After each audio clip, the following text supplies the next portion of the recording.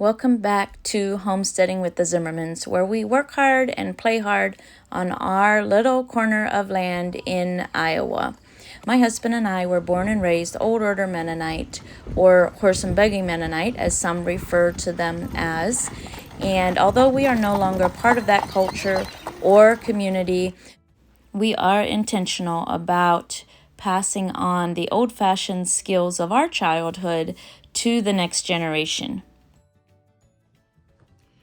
In today's video, I am going to be making sandwich bread, homemade sandwich bread without a sourdough starter. So I'm just going to use instant yeast. If I look a little sleepy, it's because today is the first day that the children went back to school. And needless to say, after 2 weeks of vacation, we all got used to sleeping in until 7 a.m. And this morning our alarms went, the kids' alarms went off at 6:15, mine went off at 5, and we've had one dreary day after the other. Very little snow to speak of, just lots of very dreary days. So our bodies naturally say we want to be in hibernation, or at least in partial hibernation. We had a wonderful Christmas vacation, and one of the things, after we eat all the Christmas goodies, we go back to eating primarily from our larder, and we don't have any bread in the house. So I got my sourdough starter from the fridge, and it's being really pokey. So I'm going to give it a couple more days before I try to bake with my sourdough starter. However, I only have two options. I either have to go to the grocery store and buy some bread, or I have to make bread with just yeast, like I grew up doing, and like I did before I jumped on the sourdough trend. So in today's video, I'm going to be making sandwich bread using just yeast and flour. So it's going to be a non-sourdough sandwich bread. And I've gotten a lot of requests for this recipe over the last year because not everyone wants to keep a sourdough starter alive. So if that is you, this recipe is for you. So if you've been here a while, or even if you hang out on our Instagram, you know that we have a very busy beginning of the year coming up. In addition to our daughter's wedding, I have a manuscript deadline of early March. So I have been hiding out in my office, pounding away at my keyboard a lot. I'm very excited to write this book for you guys. It will have lots of our favorite recipes. My Instapot is saying my yogurt is done heating. So I'm excited to bring you these recipes and stories, and within the stories you will find practical advice for whatever stage of life you are in. So we are working hard on wedding planning. So I'm always shifting wedding stuff out of the way so that I can work in my kitchen. We are going to start with 1 cup of warm water, and then we're going to add 1/2 cup of honey. And remember that your printable recipe for these 2 loaves of white bread will be linked in the description. Now that I've got my honey and my warm water, I'm going to add my 1 tablespoon of yeast.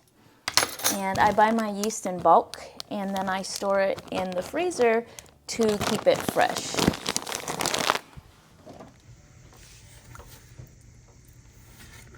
So then I'm just going to mix these 3 ingredients together.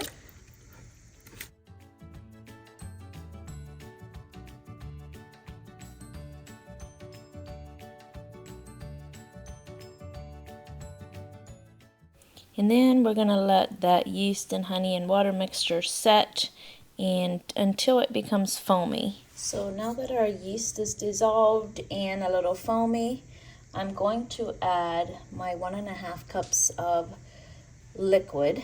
So you would use warm water. I added a little bit of cultured milk. So anything like kefir or yogurt or buttermilk will just give you a fluffier bread. But if you don't have any of that, you can just stick to plain water. And I'm going to add my 3 tablespoons of fat. You can use any kind of liquid oil or melted butter. I am using a melted tallow. And then I'm going to add my 2 tablespoons of salt.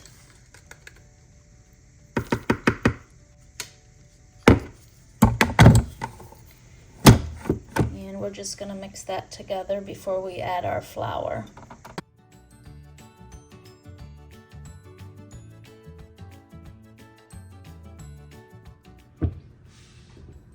So you're going to need a total of approximately 7 cups of flour for the entire recipe. So I'm going to start with 3 and we're going to mix that in. And the Mennonite lady that I got the recipe from that said that she uses up to half fresh ground whole wheat flour in her recipe. So you could do that. Personally, when I make bread from fresh ground whole wheat flour, I use an entirely different recipe. And today we're making just plain white bread. But you could use some fresh ground whole wheat flour.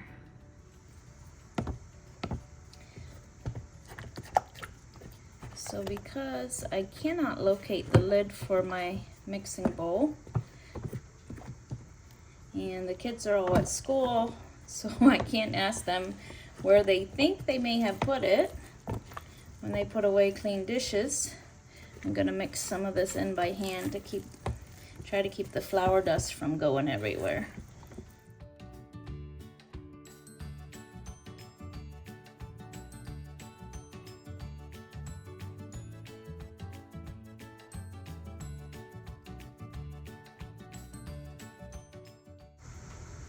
So I'm going to add 2 more cups of flour.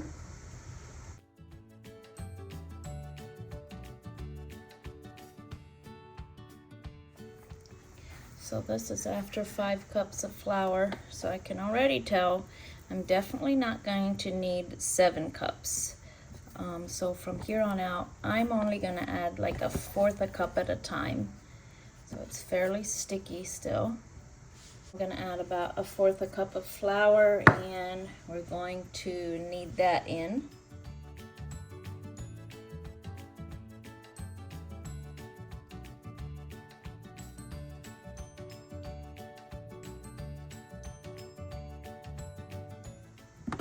So we've kneaded it a little more with that 1/4 cup of flour.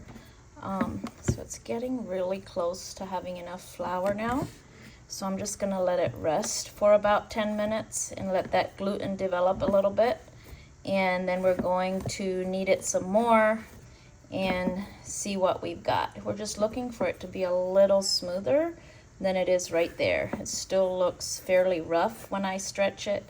So I'm just going to let it set and let that gluten develop a little more.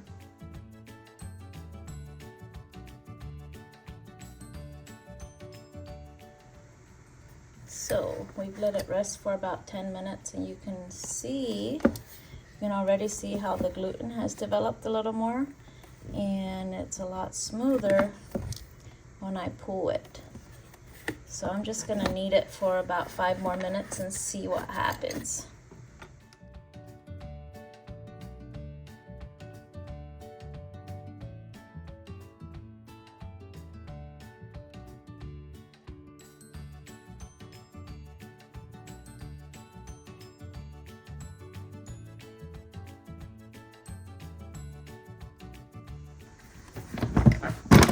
So I kneaded it for another 5 minutes.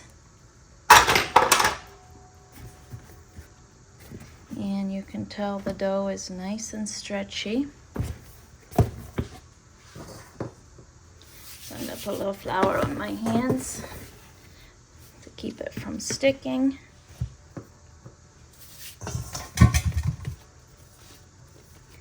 And we're gonna let this rise. So now we're just gonna cover the dough. I'm gonna leave one end open just a little bit. So yeast dough needs two things to rise, and that is warmth and humidity. And on a regular day, I would just let this sit on my kitchen counter and let it rise, but the children will have an early dismissal today, and then we have piano lessons. So we will be leaving the house shortly after noon. So I want to hurry this up, and how I'm going to do that is I'm gonna set this in my oven, and I'm gonna put some very hot water in the oven and close the oven door. So that will create warmth and humidity for this bread dough. And we're gonna let it rise until it is about double in size. So make sure to take a look at how big your dough is when you put it in. So looking at this, I'm gonna want this bowl to be even full, mounded a little bit in the center. And you wanna be careful not to let it rise too high the first time, because if you let it rise too high on your first rise, then it's got nothing left to give when you put it into your loaf pans, and you'll end up with a flat and more dense loaf of bread. So it's important, rather, if you're not sure, underproof it or under rise it on your first rise, rather than overproofing or letting it rise too big that first time.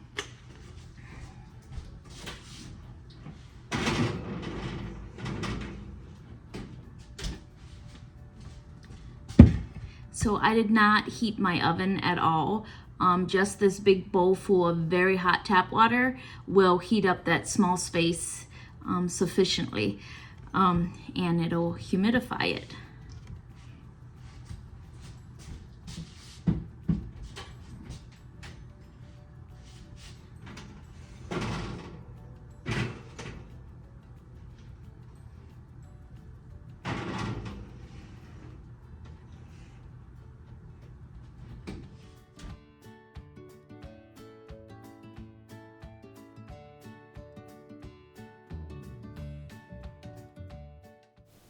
And while we wait for that bread dough to rise, I will sit amongst all the wedding supplies that have accumulated in my office and work on my book. So my bread has definitely doubled in size.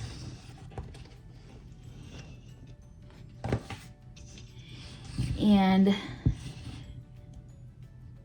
we are going to, oh, it feels so nice. We're going to punch it down and shape it into loaves. And I apologize for the lighting today. It is an absolutely dreary day. It looks like 5 p.m. outside, and it's noon. So we're gonna shape this into 2 loaves, and those 2 loaves should get us through until my sourdough starter is back up and running.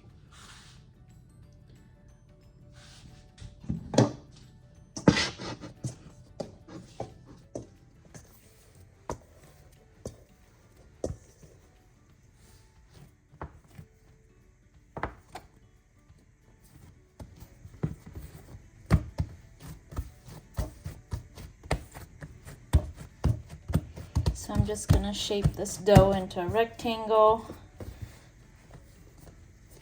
and then I'm just gonna roll it up.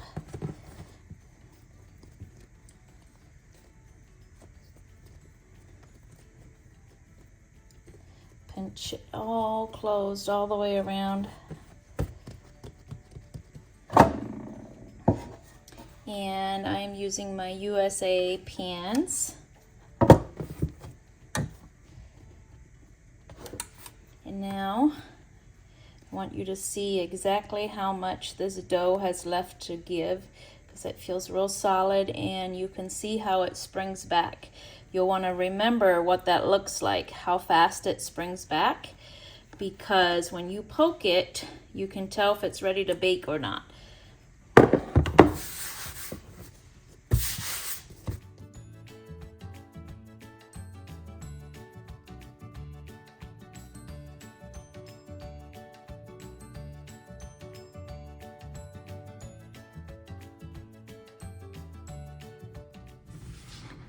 So I have run into a time management problem, which is not unusual when it comes to making bread. Number one, I should have started the bread when I got up at 5 a.m. this morning, but I don't like to film at 5 a.m. in the morning.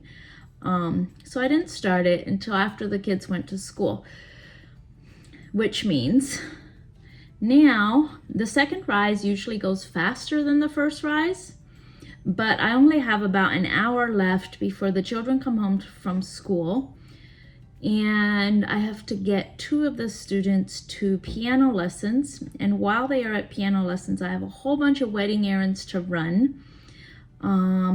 So I won't be back until probably about 4 p.m. And it is now noon, and I think these are going to be ready to bake while I'm gone.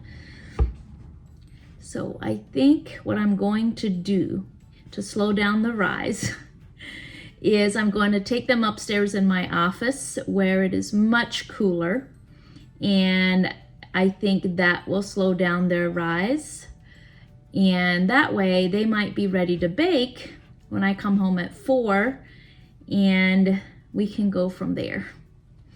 So one of the things I'm going to do is what my grandma always did, and she always poked her bread right after she put it into the loaf pans, and she said that this kept it from having big air bubbles because it gave spots. It gave a spot for the air bubbles to come out. And the next thing I'm going to do is I'm just going to cover it real lightly with some flour. And this is mostly so that so as it rises, it doesn't stick to my tea towel or my kitchen towel. So I'm going to take these upstairs, and hopefully they will wait until I come home to bake them.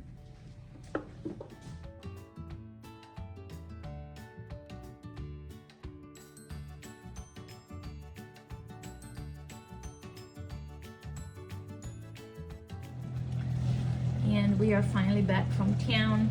I had the bread upstairs. I just brought it down, and I've got the rest of my supper going, so it's a noisy place. And these bread pans are fairly large, so the loaves are not going to be really high. So if you have smaller bread pans, your loaves are going to look more mounded when they're ready for the oven. I've got my oven at 375, and I'm going to set my timer for 20 minutes, and then we are going to take the internal temperature of the bread and see where we're at.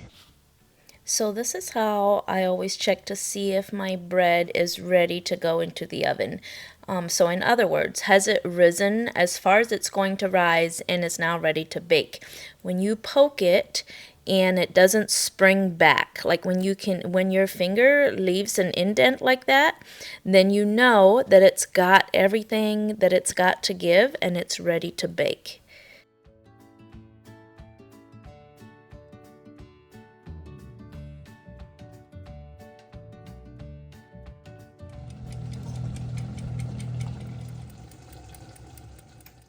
So while we wait for the bread to finish baking, I am going to start on our barbecue hamburger, Maid-Rites or Sloppy Joes, whatever they're called in your region.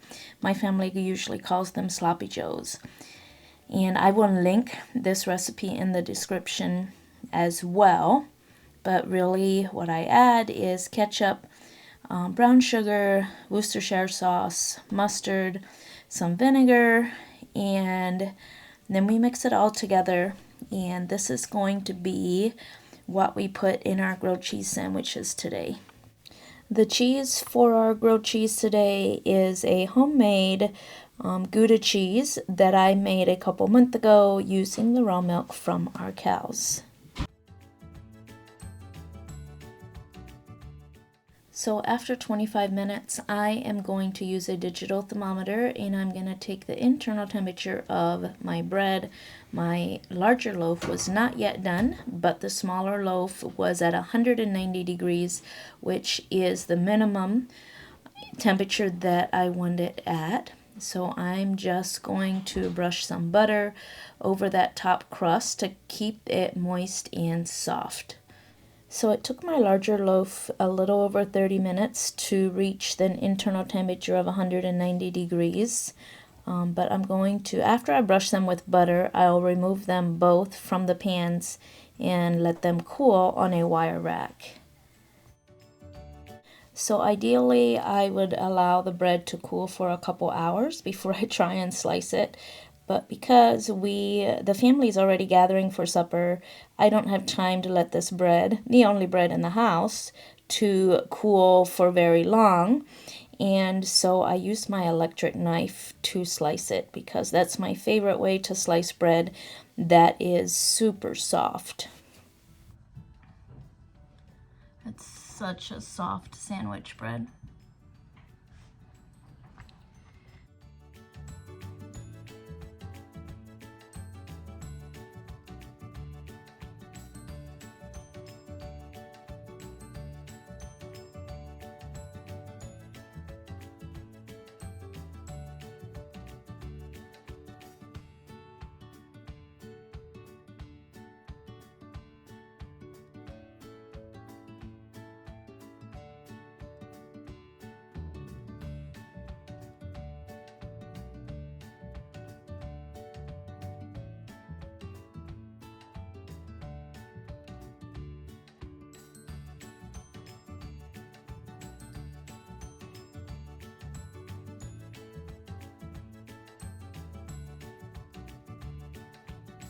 Well guys, that brings us to the end of this week's video. And if you are wanting to make your family's bread, this is a great simple recipe to start with. I don't recommend starting with sourdough or whole wheat bread. Just start with a plain white bread and make that for 3 to 6 months until you feel like you've got a really good grasp on what the dough should feel like and any little adjustments that you want to make. And then you can branch out into adding different kinds of flour, and then you can graduate to sourdough bread. Thank you everybody for watching. We will be back here next week. Possibly we will have a midweek video. You just never know what I have time for. Don't forget, your recipes are linked in the description.